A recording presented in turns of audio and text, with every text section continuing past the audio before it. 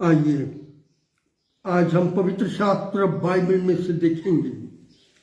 पवित्र शास्त्र बाइबल का परमेश्वर प्रभु यीशु मसीह इस संसार के हर व्यक्ति से सीधी बातचीत करता है।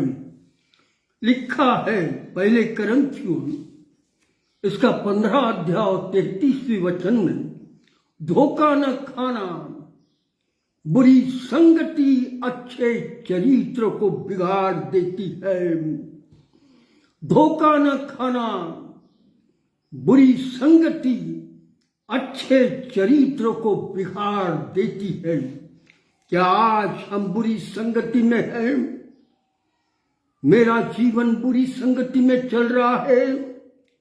क्या आज हम लोग बुराई में चलते हुए मार काट, अत्याचार, बेईमानी, घूसखोरी, व्यभिचार, मूर्ति पूजा और सारे अश्लीलता करते जा रहे हैं? तो समझ जाना, धोखा न खाना, बुरी संगति अच्छे चरित्र को बिगाड़ देती है। पवित्र शास्त्र बाइबल मनुष्य जाति को बार बार उसके करतूतों के विषय में बोलते जा रही है। धोखा न खाना, बुरी संगति अच्छे चरित्र को बिगाड़ देती है। थोड़ी देर हम अपनी खुदी की जीवनी के विषय में सोचेंगे, विचार करेंगे। क्या मेरा व्यक्तिगत जीवन बुराई में जा रहा है? क्या मैं बुराई की ओर बढ़ता जा रहा हूं?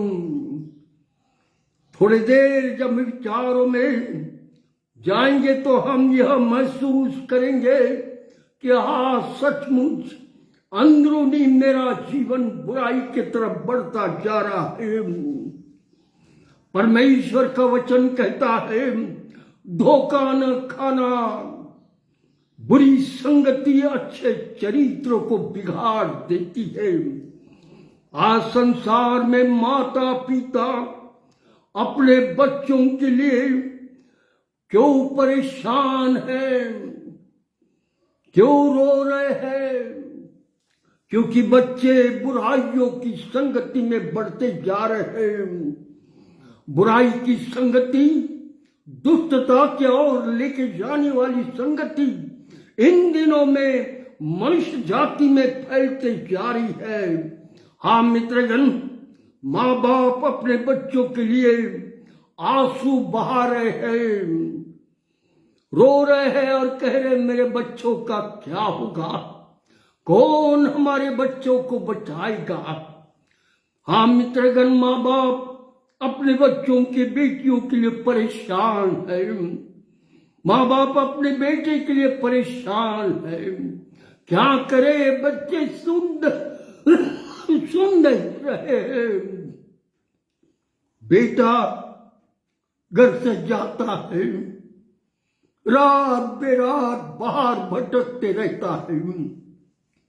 माँ बाप इंतजार करते हैं मेरा बेटा कब वापस लौटेगा। मध्य रात्रि के समय में जब माता पिता अपने बच्चों का इंतजार करते हैं, ऐसे समय में बेटा पीने शराब के नशे में आता है और भरी रात को आकर बिस्तर पर लेटकर सो जाता है। हाँ मित्रगण, माँ बाप बच्चों के लिए परेशान है। माँ बाप बेटियों के लिए परेशान है। बेटियां भी रात रात भर बाहर रहती है, कहीं कहीं घूमते रहती है, दोस्तों के साथ रहती है। माता पिता परेशान है अपने बेटियों के लिए। आज का समय बुराई का समय है। ऐसे समय में माता पिता अपने बच्चों के लिए रो रहे हैं, पर जवान बेटे और बेटियों को कोई परवाह नहीं। माँ बाप रोते रहे, माँ बाप परेशान रहे, माँ बाप दुखी रहे, हमें उससे कोई मतलब नहीं। जब मनुष्य जाति के अंदर बुराई आती है, जब मनुष्य जाति बुराई में चलने लगता है, जब जवान बेटा और बेटियां बुराई में चलने लगती है, तो उनका जीवन बुराई की तरफ बढ़ता जाता है।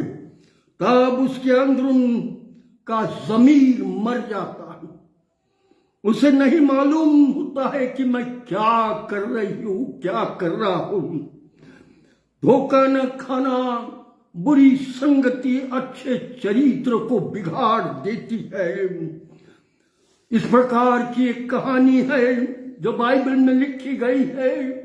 मिलता है लूका रचित सुसमाचार इसके 15 और 11 से 32 तक। एक परिवार अमीर होता है, अपने शहर में, गांव में रहता है। इसके 2 बेटे होते हैं और दोनों बेटों में से बड़ा बेटा पढ़ लिख कर अपने माता पिता की मदद करता है कामों में, परंतु छोटा बेटा अपने पढ़ाई में 10वीं तक आता, 10वीं पास होकर कॉलेज में जाने लगता। छोटा बेटा कॉलेज में जाने के बाद बुरी संगति में चला जाता। इसके दोस्त लोग बुराई की तरफ दौड़ने वाले होते हैं और ये बेटा उनकी संगति में रहता हुआ बिगड़ जाता है।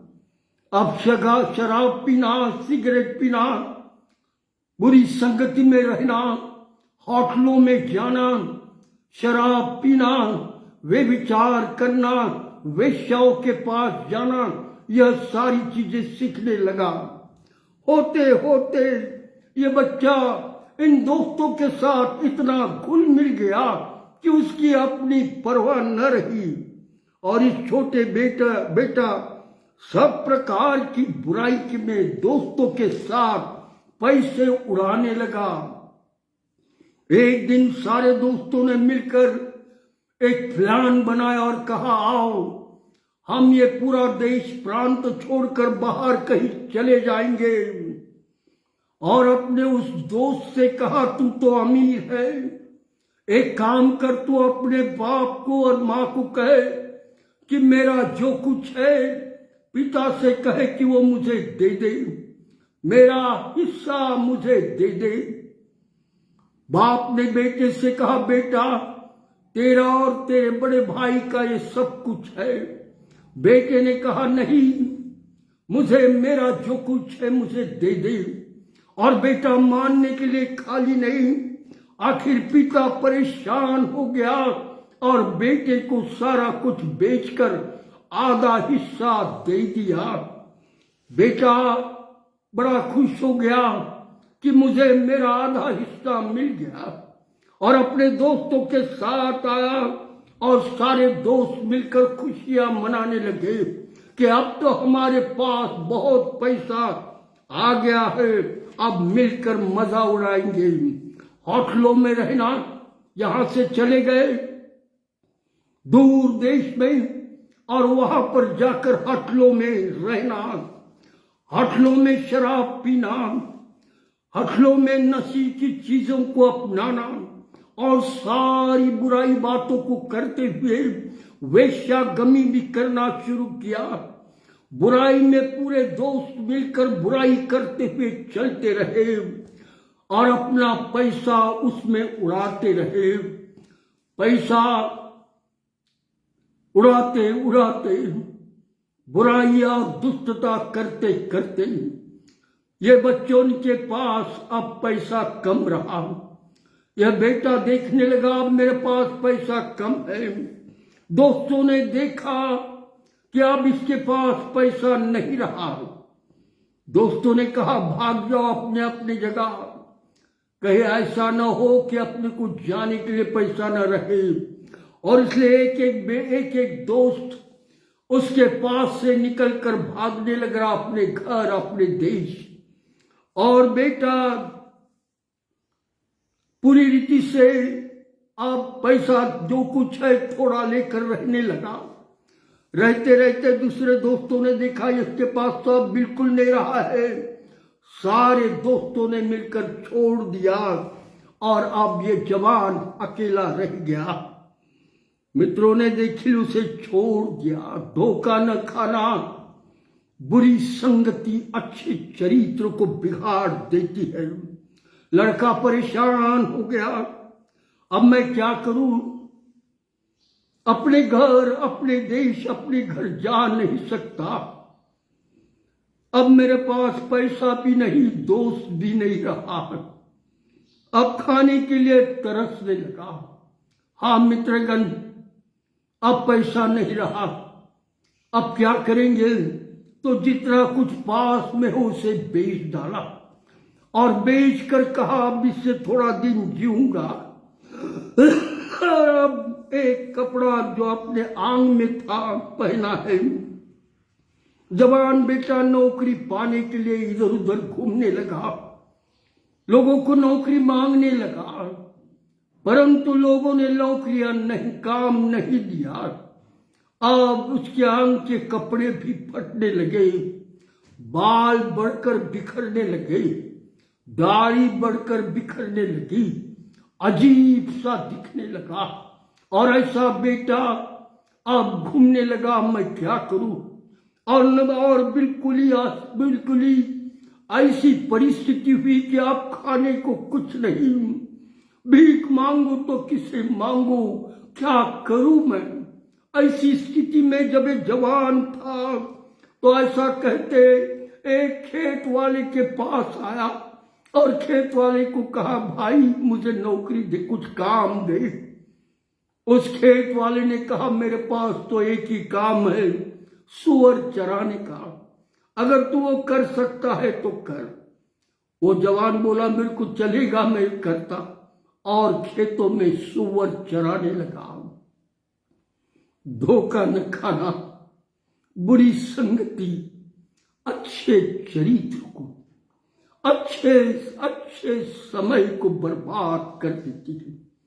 हाँ मित्रगण, आज कितने जवान बेटे बेटियां हैं जो अपना जीवन बर्बाद करने के लिए दौड़े हुए हैं। धोखा न खाना, बुरी संगति अच्छे चरित्र को बिगाड़ देती है। ओ ये परेशान हुआ, सोरों को चराने लगा, अमीर घर का बेटा, करोड़पति का बेटा, बुरी संगति में आते ही बिगड़ गया। आज मेरे और आपके बेटे और बेटियां यदि बुरी संगति में है तो माता पिताओं सावधान, दौड़ो, अपने बच्चों को पकड़ लो और कहो बुरी संगति में ना रहे, क्योंकि बुरी संगति अच्छे चरित्र को बिगाड़ देती है। मित्रगण, यह बेटा खेतों में सुअर जो फली खाते थे उसके छिलके खाने लगा। हाय क्या परिस्थिति हो गई! ओ खाते खाते आपके कपड़े फटने लगे, ओ बाल बहुत बुरे से बिखरने लगे, दाढ़ी अजीब होने लगी। एक भिखारी बेटे के मानदेय बेटा हो गया। और ऐसी परिस्थिति में जब वो अपने सूरों को चरा रहा था तो याद कर रहा था कि मेरे घर में मेरे पिता के यहाँ नौकरों को कितना उत्तम खाना मिलता है, परंतु मैं यहाँ पर कहाँ गया। हाँ मित्रगण, मनुष्य जाति जब बर्बाद होने लगता है तब पछताता है। यह जवान बेटा जब परेशानी उस पर आई, भूखा मरने लगा, तब रोने लगा, आंसू बहाकर कहने लगा, मेरे पिता के घर में तो नौकर चैन से है, पर मैं यहां पर। हाँ मित्रगण, रोता रहा और रोते रोते हुए कहने लगा, अब तो मेरे अपने घर वापस लौट जाऊंगा। बुजुर्ग पिता बेटे का इंतजार कर रहा है, कभी इस रास्ते से देखता तो कभी इस रास्ते से कि मेरा बेटा वापस आ रहा होगा। हाँ मित्रगण, खोया हुआ बेटा वापस आएगा। आज मैं और आप यदि संसार के बुराई में फंस गए हैं, यदि मैं और आप दुष्टता में चल रहे हैं, यदि मैं और आप ये विचार, अत्याचार, बेईमानी, घूसखोरी, मूर्ति पूजा और सारी बुरी बातों को करते चले जा रहे हैं, तो स्वर्गीय परमेश्वर और तरस से देख रहा है मेरा बेटा और मेरी बेटी कब वापस लौटेंगे। हाँ मित्रगण, यह संसारिक पिता अपने बेटे का इंतजार कर रहा है। एक दिन अचानक उसने देखा दूर से कोई एक अजीब व्यक्ति, बाल बड़े और दाढ़ी बड़ी हुई, फटे कपड़े हाथ रास्ते से आ रहा है। पिता इंतजार कर रहा था क्या मेरा ये बेटा है, पर जैसा ही पास में आ गया पिता ने पहचान लिया कि ये मेरा बेटा है। पिता दौड़ गया और अपने बेटे को अपने सीने से लगाकर चूमने लगा और कहने लगा, बेटा तू कहाँ चला गया।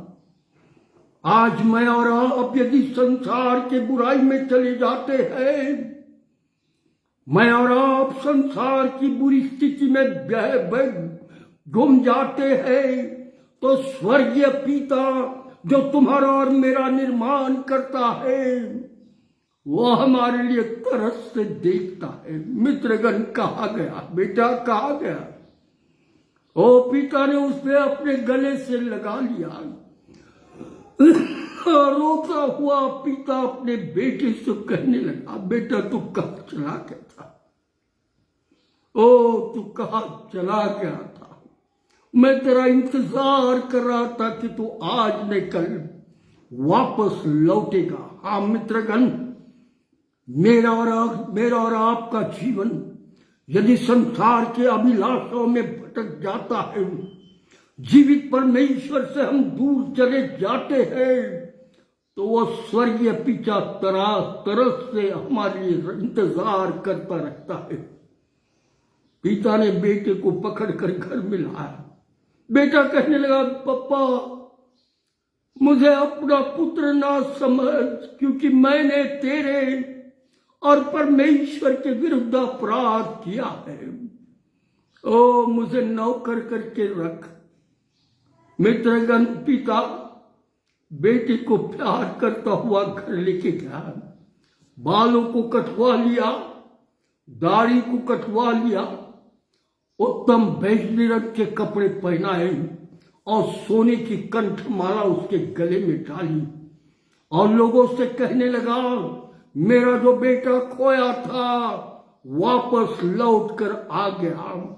यदि आज मैं और आप जीवित परमेश्वर से दूर है, यदि मैं और आप संसार की बुराई में चले गए हैं, परंतु यदि हम पश्चाताप करके वापस आते हैं, तो स्वर्गीय पिता हमें गले लगाता है।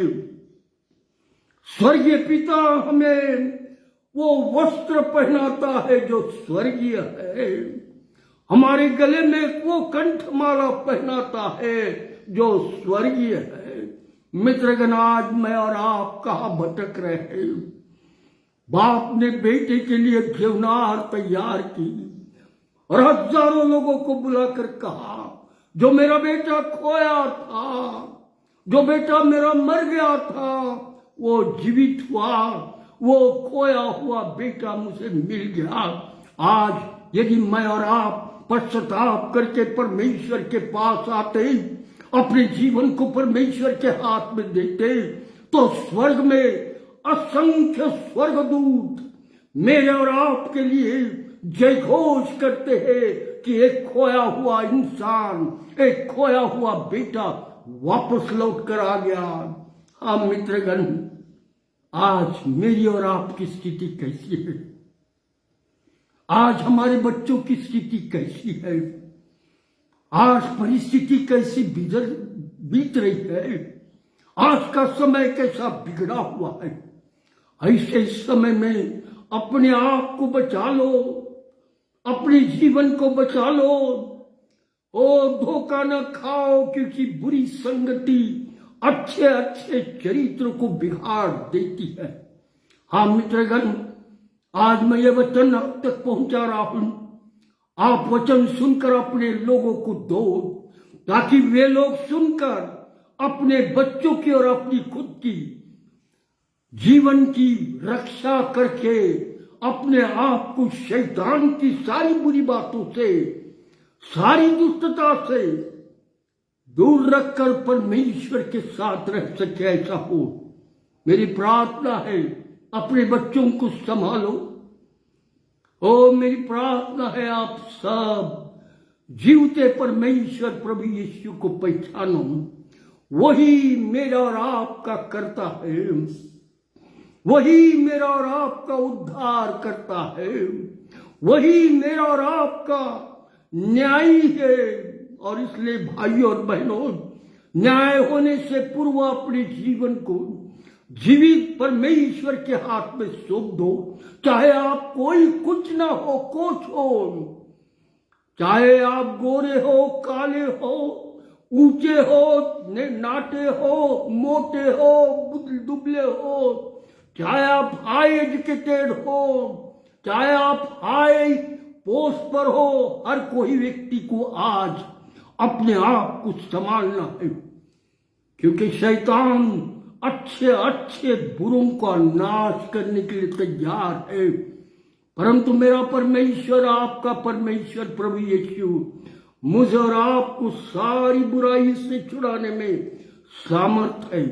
आज आपने वचन को सुना, मित्रगण, वचन आपके पास आया। धोखा न खाना, बुरी संगति अच्छे चरित्र को बिगाड़ देती है।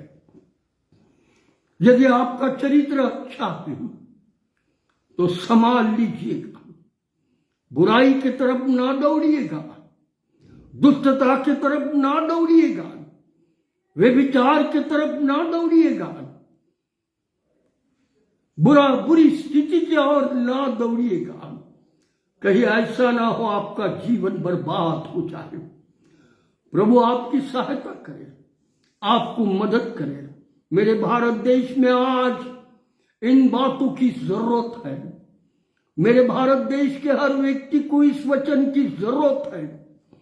मेरे भारत देश के हर परिवार को इस वचन की जरूरत है, क्योंकि धोखा खाकर लोग बुराई की तरफ चले जाते हैं।